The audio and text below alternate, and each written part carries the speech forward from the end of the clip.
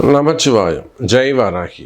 ஷியாமளாஜ வித்மஹே ஹாலஹஸ்தாஜ தீமகி தன்னோ வாராகி பிரச்சோதயாத். வாராகி நமோ நமஹ. எல்லாமல்ல குருநாதரை வணங்கி ஆதித்யாதி நவகிரகங்களையும் வணங்கி வாராகி டிவி நேயர்களுக்கு அடியேன் நல்லாசிகள். ஜெய் வாராகி. இப்போது நாம் எல்லாருமே வாழ்க்கையில் இந்த மனுஷனாக பிறந்துட்டோம். ஆணாகவோ பெண்ணாகவோ அலியாகவோ ஏதோ ஒரு பிறப்பு எடுத்துட்டோம். இந்த பிறப்பில் ஆரம்ப நாள்லேருந்து கடைசி நாள் வரை நான் கஷ்டப்பட்டுக்கிட்டு தான் சாமி இருக்கேன், இந்த கஷ்டத்துக்கான காரணம் தெரியல அப்படின்னு சொல்கிறவங்க இருக்காங்க. இன்னும் ஒரு சில பேர் என்ன சொல்லுவாங்க, நான் நல்லா இருந்தேன் சாமி, எங்கள் குடும்பம் நல்லா வாழ்ந்துக்கிட்டு இருந்தது, ஓஹோன்னு இருந்தது, பெரிய அளவில் பிஸ்னஸ் பண்ணோம், இப்போ அதெல்லாம் எதுவுமே இல்லாமல் முடங்கி போயிருக்கோம், திடீர்னு ஒரு கஷ்டமான சூழ்நிலை, திடீர்னு எங்களுக்கு கஷ்டம் வந்துடுச்சு அப்படின்னு சொல்லுவாங்க. அப்போது யாராக இருந்தாலும் இந்த ஏற்ற இறக்கங்களுக்கு என்ன காரணம்னா, இல்லைனா இன்னும் என்ன சொல்லுவாங்க, நாங்கள் முன்னாடி ரொம்ப கஷ்டப்பட்டு இருந்தோம், இப்போ கொஞ்சம் ஹாப்பியாக இருக்கும், பரவாயில்ல, ஐயோ ஆரம்ப காலத்தில் ரொம்ப கஷ்டம். இந்த கஷ்ட காலம் இது எப்போ வரும்னா, அந்த கர்மா ஆக்டிவேட் ஆகும்போது தான் வரும். பொதுவாக கர்மானா என்னங்க சார், இந்த பிறவி நாம் ஏன் பிறந்திருக்கோம், இந்த மண்ணுக்கு நாம் ஏன் வந்தோம், இதுக்கான காரணம் தான் அந்த பாவ கர்மா. இதை எடுத்து சொல்லக்கூடியது தான் கர்மா. ஏன் இந்த பூமிக்கு நீ பிறந்த, இத்தனை பேருக்கு நீ கணவனாக இருக்கணும், இத்தனை பேருக்கு நீ தகப்பனாக இருக்கணும், இவங்களுக்கு நீ மகனாக இருக்கணும், இவங்களுக்கு நண்பர்களாக இருக்கணும், இவங்களுக்கு ஓனராக இருக்கணும், இவனுக்கு நீ அடிமையாக இருக்கணும், இதுதான் பாவ கர்மா. இந்த மனசில் இந்த பயம் எப்போ வரும்னா, எப்போலாம் நமக்கு சனியுடைய டச் வருதோ ஜாதகத்தில், 7.5 சனி, கண்டக சனி, அஷ்டம சனி, அர்த்தாஷ்டம சனி, ராகு, கேது, இதெல்லாம் டச் ஆகும்போது இந்த கர்மாவுடைய பயம் வந்துடும். நம்ம ஒழுங்காக நடந்துக்கிட்டு இருக்கோமா, பாவம் செய்யாமல் இருக்குமா, நேர்மையாக நடந்துக்கிறோமா, இதெல்லாம் இந்த பயம் பூரா அப்போ தான் நமக்கு வரும். அப்போ இந்த பாவ கர்மாவை தீர்ப்பது எப்படி, ஒழிப்பது எப்படி, கர்மாவை ஒழிப்பது எப்படி, கர்மாவை அதாவது பாவத்தை ஒழிப்பது எப்படி? ஒரு இடத்துக்கும் ஒரு மண்ணுக்கும் ஒரு மகிமை இருக்கும், அந்த மண்ணுக்கும் ஒரு ராசிக்கும் உங்களுக்கும் தொடர்பு இருக்கும்.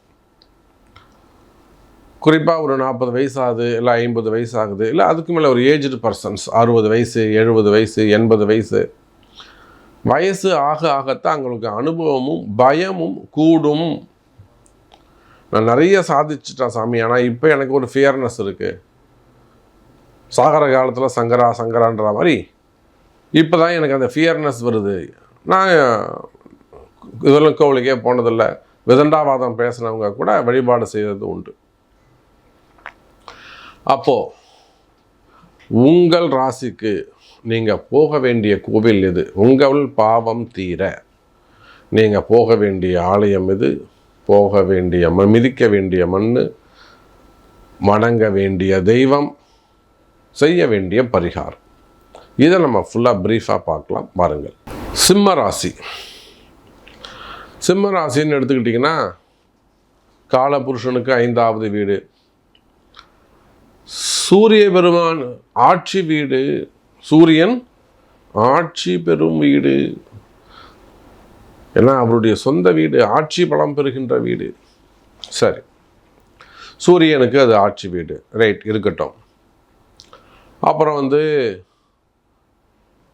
மகம் நட்சத்திரம் முதல் அங்கே தான் வருது. மகம் நட்சத்திரம் அஸ்வினிக்கு மதிப்பில்லை, ஆனால் மகத்துக்கு மதிப்பு உண்டு. பூரம் நட்சத்திரம் சூரியனுடைய உத்திரம் நட்சத்திரத்தில் ஒரு பாதம், கேது சுக்கிரன் சூரியன் காம்பினேஷன். அப்போது மகம் நட்சத்திரம் 4 பாதம், பூரம் 4 பாதம், உத்திரம் 1 பாதம். இந்த நட்சத்திரத்தில் உள்ளடக்கிய சிம்ம ராசி அன்பர்களே, எவ்வளவு பெரிய ராஜ பதவியில் நீங்கள் இருந்தாலும், எவ்வளோ பெரிய ராஜ பதவியில் நீங்கள் இருந்தால், நான் நிறைய பதிவுகள் போட்டிருக்கிறேன், நிறைய ஜோதிட ரகசியங்கள் சொல்லியிருக்கேன், வேர்ல்டு வைடு, உலகம் முழுவதும் நம்மளுடைய பக்தர்கள் நிறைய அதில் வின் பண்ணியிருக்கிறாங்க.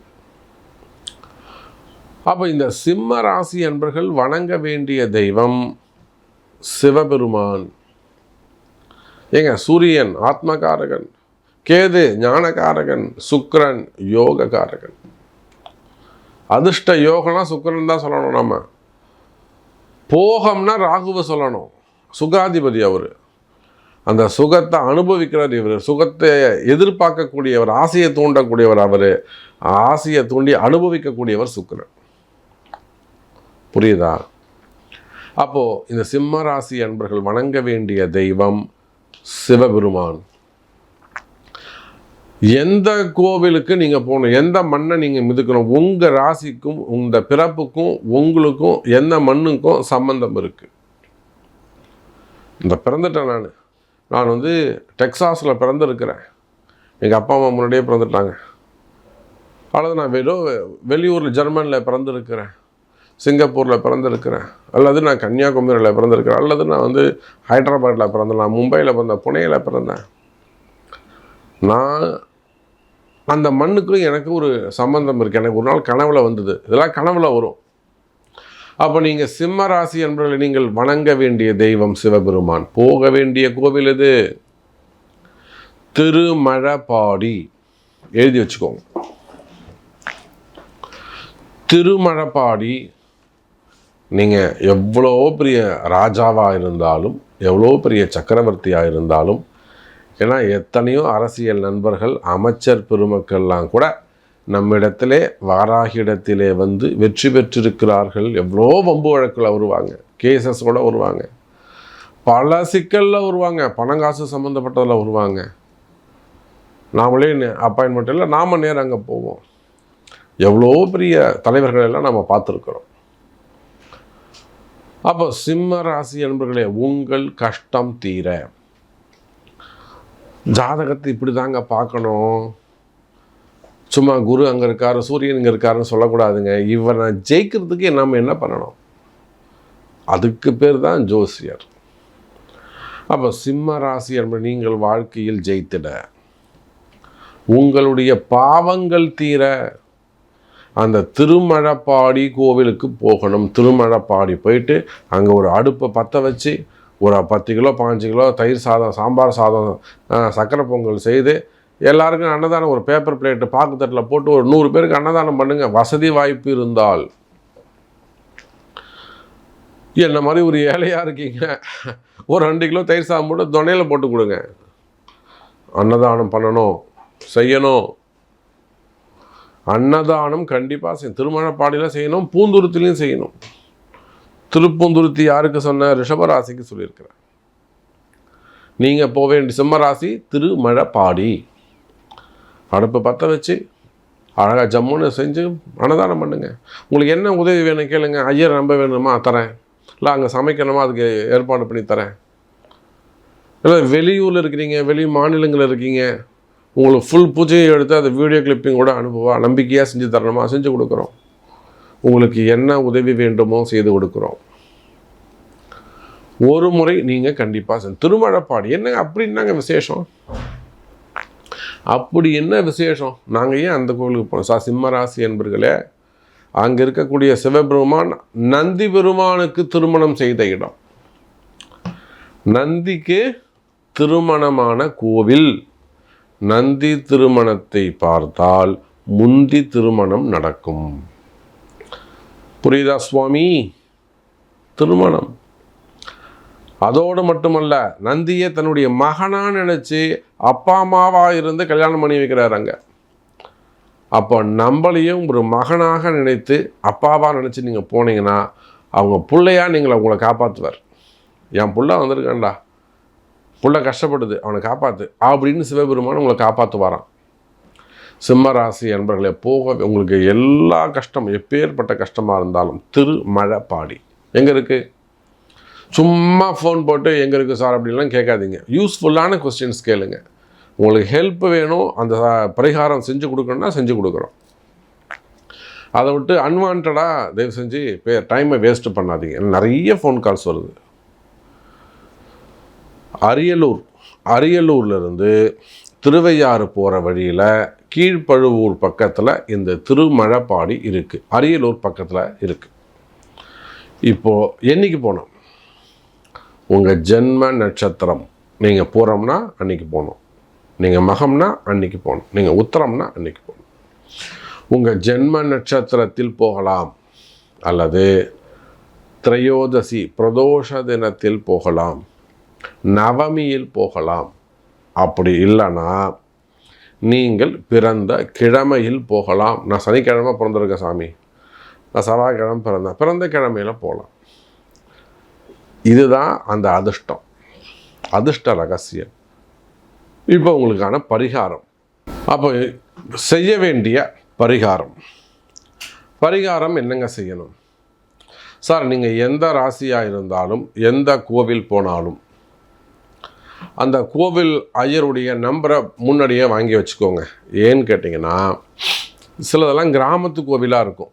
இப்போ நான் சொன்ன கோவில்லாம் ஒரு கிராமத்து கோவிலாக இருக்கும். ஐயர் குறிப்பிட்ட டைமுக்கு மட்டும் வந்துட்டு போவாங்க. அப்போ அந்த ஐயரோட நம்பரை வாங்கிட்டு, நாங்கள் இந்த நட்சத்திரம் இத்தனாம் தேதி வரோம், இல்லை இந்த கிழமையில் வரோம், நீங்கள் அவைலபிளாக இருப்பீங்களா அப்படின்னு முன்கூட்டியே அவங்கள்ட்ட பேசி வச்சுக்கோங்க. எவ்வளோ செலவாகும் எல்லாமே நீங்கள் அவங்கள்ட்ட கேட்டு வச்சுக்கோங்க. உங்களுக்கு என்ன உதவி வேண்டுமோ கேளுங்க, நாங்கள் சப்போர்ட் பண்ணுறோம். ஐயருடைய நம்பர் வேண்டும்னா தரோம். அப்படிலாம் உங்களால் நீங்கள் லாங்கில் இருக்கீங்க, வெளி ஊர்களில் இருக்கீங்க, வெளி மாநிலங்களில் இருக்கீங்க, வெளிநாடுகளில் இருக்கிறீங்க, ஒரு கன்னியாகுமரியில் இருக்கிறீங்க, நீங்கள் வந்து கும்பகோணம் சைடு வந்துட்டு போனோன்னா உங்களுக்கு கஷ்டம், இல்லை அப்படி அந்த புரிசை சைடு வரணும்னா உங்களுக்கு கஷ்டம். நீங்கள் வந்துட்டு போகிறதுக்கே 4000 ரூபா செலவாயிடும். அப்போ அந்த 4000 ரூபா நீங்கள் மணி ஆர்டரோ இல்லை வந்து ஜிபேவோ பண்ணிங்கன்னா நீங்கள் உட்காந்துட்டுலேயே அந்த பூஜையை பண்ணி கொடுத்துடலாம். ஸோ இந்த மாதிரி சின்ன சின்ன ஹெல்ப்பு. இல்லை சாமி நான் நேரில் தான் வரணும், தாராளமாக உங்களுக்கு அந்த கூகுளில் எல்லா கோவில் நம்பரும் கூகுளில் போட்டிங்கன்னா லொக்கேஷன் கிடச்சிரும். எங்களோட சப்போர்ட் உங்களுக்கு தேவைப்படாது. இல்லை முடியல, ஏஜ்டு பர்சனாக இருக்கீங்க, நான் சொன்ன மாதிரி லாங்கில் இருக்கீங்கன்னா நிச்சயமாக நாங்கள் உங்களுக்கு சப்போர்ட் பண்ணுறோம், அந்த அபிஷேகம் பண்ணி தரோம். சரி, பரிகாரம் என்ன செய்யணும் சார்? இங்கே எந்த கோவிலுக்கு போனாலும் அந்த சிவனுக்கோ அந்த தெய்வத்துக்கு ஒரு அபிஷேகம், மகா அபிஷேகம் செய்யலைனா கூட ஒரு பால் அபிஷேகம், மினிமம் ஒரு பால் அபிஷேகம், ஒரு அபிஷேகம் பண்ணி ஒரு வாசன புஷ்பம் சாத்தி அந்த தெய்வத்துக்கு உரிய இலைகளால், சிவனாக இருந்தால் வில்வம், முருகராக இருந்தால் நொச்சி இலை, அப்புறம் பெருமாளாக இருந்தால் துளசி, இந்த மாதிரி அந்த தெய்வத்துக்குரிய இலைகளால் சகஸ்ரநாம அர்ச்சனையும் செய்ய வேண்டும். புரியுதுங்களா? சகஸ்ரநாம அபிஷேகம் பண்ணணும், சகஸ்ரநாம அர்ச்சனை கண்டிப்பாக செய்யணும். 27 தீபம் ஏற்ற வேண்டும். 27 நெய் தீபம் ஏற்றி, நெய் தீபம் அல்லது நல்லெண்ணெய் தீபம், வேறு எதுவுமே ஏற்றக்கூடாது. அந்த பஞ்சதீபம் எண்ணெய், சென்ட்டு வச்செண்ணெய், வாசனை எண்ணெய், அதெல்லாம் எதுவுமே வேணாம். ஒன்று ஆவின் நெய் வாங்கிக்கோங்க, அப்படி இல்லாட்டி நார்மல் செக்கு எண்ணெய் வாங்கிக்கோங்க, அவ்வளோதான். 27 தீபம் ஏற்றணும். 27 முறை அந்த கோவிலை வலம் வர வேண்டும். 27 தீபம், 27 சுத்து. சக்கரை பொங்கலும் லெமன் சாதமும் நைவேத்தியம் பண்ணணும். இல்லை அந்த கோவிலுக்கு ஏற்ற மாதிரி, பெருமாள் இருந்தால் புளி சாதம் போடுங்க, முருகர் கோவிலாக இருந்தால் லெமன் சாதம் போடுங்க, சிவன் கோவிலாக இருந்தால் தயிர் சாதம் போடுங்க. ஆனால் சக்கரை பொங்கல் கண்டிப்பாக இருக்கணும். அப்போது 27 ஒரு அபிஷேகம் முடிச்சுட்டு ஒரு சகஸ்ரநாம அர்ச்சனை, 27 தீபம், 27 சுத்து, பிரசாத விநியோகம், ஒரு நமஸ்காரம். இதில் கோவிலில் சாமி அபிஷேகம் பண்ணும்போதோ, நட சாத்தி இருக்கும்போது, திரை போட்டு இருக்கும்போது நீங்கள் சுத்தக்கூடாது, விளக்கேற்றக்கூடாது. ஓப்பனில் இருக்கும்போது தான் நீங்கள் இதை செய்யணும். ஸோ இதுதான் உங்கள் பரிகாரம். இதை செய்து பாருங்கள். ஒரு முறை அந்த ஆலயத்துக்கு சென்று வாருங்கள். இது ஒன்றும் பெருசாக செய்ய முடியாத விஷயம் கிடையாது. உங்களுக்கான ஒரு அரிய வாய்ப்பு. முயற்சி பண்ணுங்கள். இதனால் உங்கள் நன்மை நடக்கும் என்றால் எங்களுக்கு அது சந்தோஷம். ஜெய் வராகி.